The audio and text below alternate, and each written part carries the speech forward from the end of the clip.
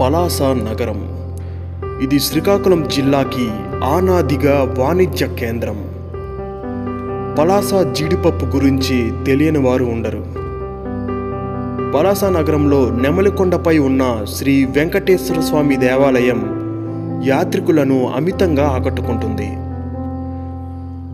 కొండ పైభాగానికి వెళ్లేందుకు 2 మార్గాలు ఉన్నాయి. ఒకటి నడక మార్గం, 2 రోడ్డు మార్గం.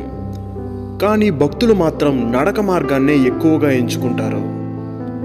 ఏటవాలు మెట్లతో నిర్మించిన ఈ నడక మార్గం గుండా ఆలయానికి చేరుకుంటే తిరుపతి వెంకటేశ్వర స్వామిని దర్శించేంత ఆనందంగా ఉంటుంది అని ఇక్కడ సందర్శకులు చెబుతున్నారు.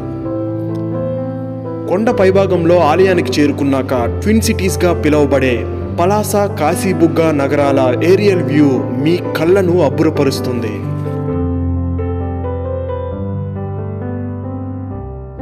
ఆలయ ప్రథమ భాగంలో శ్రీ మహావిష్ణువు శయనించే శేషతల్పం కట్టడాన్ని చూస్తే నేత్రానందంగా ఉంటుంది.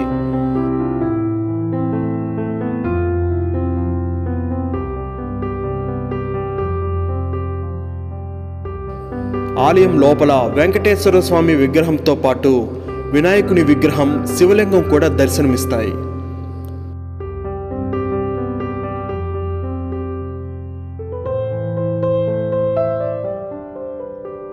కొండపై వీచే చల్లటి గాలి సేద తీరేందుకు ఎంతో హాయిగా ఉంటుంది.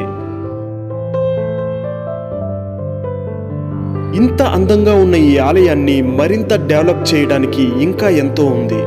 అయితే త్వరలోనే కళ్యాణ మండపం, పార్కింగ్ ప్లేస్, సందర్శకుల కోసం రిలాక్సేషన్ స్పాట్స్ను కూడా నిర్మిస్తున్నట్లు ఆలయ నిర్వాహకులు చెబుతున్నారు.